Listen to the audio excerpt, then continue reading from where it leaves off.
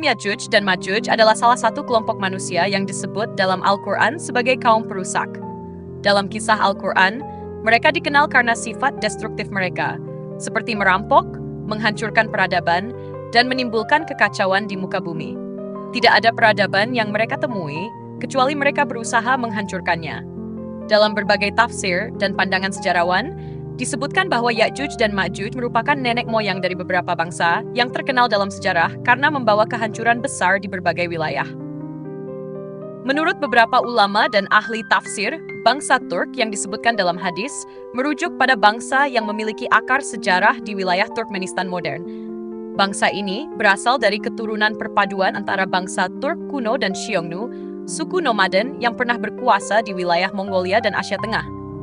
Dari perkawinan silang antara kedua bangsa tersebut, lahirlah sebuah kelompok yang disebut sebagai Ya'juj dan Ma'juj. Ya'juj dan Ma'juj dikenal sebagai kaum yang suka membuat kerusakan di muka bumi. Mereka digambarkan sebagai bangsa yang ganas, tidak tunduk pada aturan, dan suka menghancurkan peradaban yang mereka temui. Dalam perjalanan sejarah, sifat-sifat destruktif ini membawa kehancuran bagi banyak wilayah. Ketika Zulkarnain, seorang raja atau nabi yang dikaruniai kekuasaan besar oleh Allah SWT, mendengar tentang ancaman Ya'juj dan Ma'juj, ia mengambil langkah tegas untuk mengurung sebagian dari mereka. Dikisahkan dalam surah Al-Kahfi, Zulkarnain melakukan perjalanan ke berbagai penjuru bumi dan tiba di sebuah tempat yang terletak di antara dua gunung. Di sana, ia bertemu dengan suatu kaum yang meminta bantuannya untuk melindungi mereka dari ancaman Ya'juj dan Ma'juj. Dengan izin Allah, Zulkarnain membangun sebuah dinding raksasa dari besi dan tembaga untuk mengurung Ya'juj dan Ma'juj di balik dinding tersebut.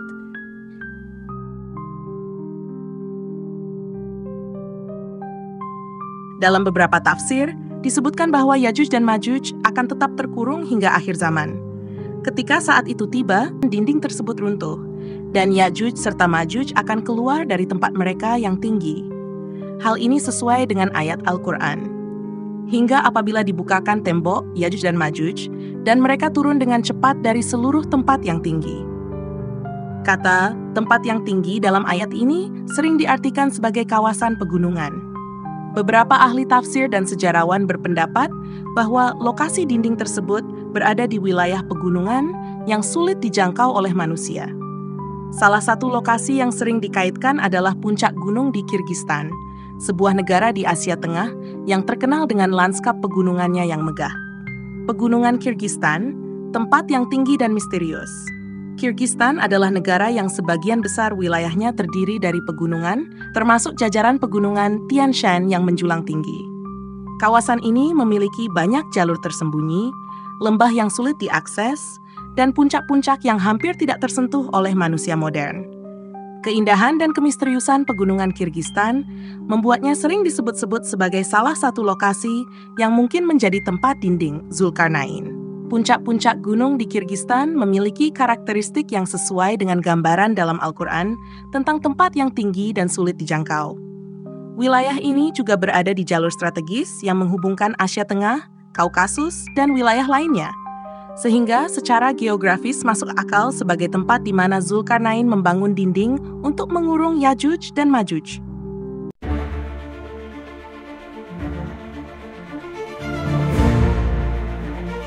Namun, sebagian ulama menyebut bahwa tidak semua Ya'juj dan Ma'juj berhasil dikurung. Sebagian dari mereka berhasil lolos dan membaur dengan suku-suku lain di wilayah Asia Tengah. Dari pembauran tersebut, lahirlah generasi baru yang kelak dikenal sebagai bangsa-bangsa yang memiliki sifat serupa dengan Ya'juj dan Ma'juj, yakni ganas dan perusak. Di antaranya adalah bangsa Hun dan bangsa Mongol.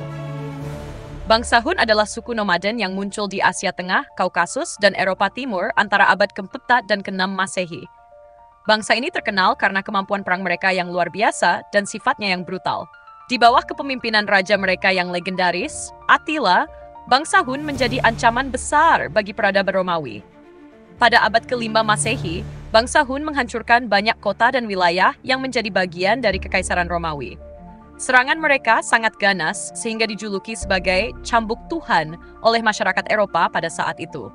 Bangsa Hun tidak hanya menghancurkan kekuatan militer Romawi, tetapi juga menyebabkan kemunduran ekonomi dan sosial di wilayah tersebut. Sifat destruktif bangsa Hun ini sering dikaitkan dengan pengaruh genetik dan budaya dari Yajuj dan Majuj yang menjadi nenek moyang mereka. Mereka tidak hanya memiliki kekuatan fisik yang luar biasa, tetapi juga semangat perang yang tak tertandingi. Pada abad ke-12 dan ke-13, muncul bangsa Mongol yang kembali membawa sifat destruktif yang sama. Dipimpin oleh Genghis Khan, bangsa Mongol menjadi kekuatan yang menaklukkan wilayah yang sangat luas, dari Asia Timur hingga Eropa Timur. Bangsa ini menghancurkan banyak kerajaan besar, termasuk Kekhalifahan Abbasiyah yang saat itu menjadi pusat peradaban Islam, runtuh akibat serangan Mongol yang brutal. Perpustakaan dan pusat ilmu pengetahuan di Baghdad dihancurkan, dan jutaan orang tewas dalam invasi tersebut. Serangan bangsa Mongol ini menjadi salah satu peristiwa paling tragis dalam sejarah Islam. Bangsa Mongol, seperti halnya bangsa Hun, juga sering dikaitkan dengan keturunan Yajuj dan Majuj. Keberanian mereka dalam perang, taktik militer yang canggih, dan kekejaman mereka dalam menyerang musuh menjadi ciri khas dari bangsa ini.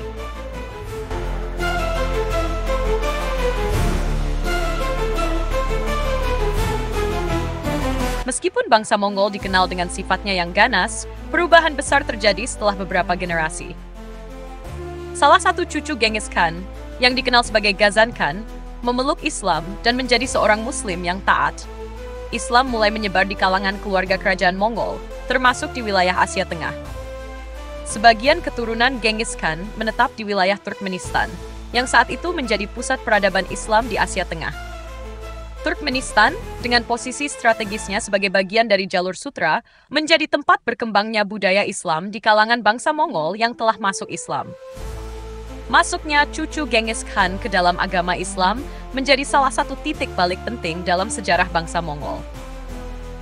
Dari bangsa yang dulunya dikenal sebagai perusak peradaban, mereka berubah menjadi pendukung dan pelindung Islam. Beberapa wilayah yang dulunya dihancurkan oleh bangsa Mongol kemudian dibangun kembali sebagai pusat kebudayaan dan keilmuan Islam. Kesimpulan, bangsa Turk yang disebutkan dalam hadis memiliki akar sejarah yang panjang dan beragam. Dari keturunan bangsa Turk dan Xiongnu, lahirlah Yajuj dan Majuj yang membawa kehancuran di muka bumi. Sebagian dari mereka berhasil dikurung oleh Zulkarnain, sementara sebagian lainnya melanjutkan garis keturunan yang melahirkan bangsa Hun dan bangsa Mongol, dua suku yang memiliki peran besar dalam sejarah kehancuran peradaban. Namun, sejarah juga mencatat bahwa perubahan selalu mungkin terjadi. Masuknya cucu Genghis Khan ke dalam Islam dan keberadaan mereka di Turkmenistan menjadi bukti bahwa bahkan bangsa yang paling ganas sekalipun dapat berubah menjadi pendukung peradaban yang lebih baik. Kisah ini memberikan pelajaran penting tentang bagaimana sejarah, agama, dan budaya saling memengaruhi dalam membentuk dunia kita hari ini.